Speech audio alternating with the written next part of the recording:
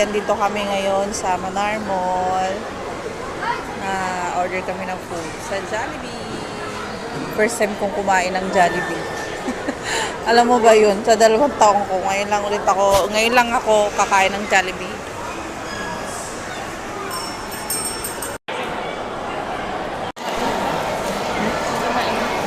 Mainit? Ito mainit, spicy. Hello. Spaghetti. May hanapin burger dito. Diba? Sa Pinas, lagi kaming Papay. Papay. Walang lang. Sa Pinas gusto ko lang McDo. Lalaki kasi ng chicken. Tsaka Greenwich. Malasa ang chicken doon. The Tsaka best ang talaga. lasagna 10. Ako, hilig. The best talaga, oo.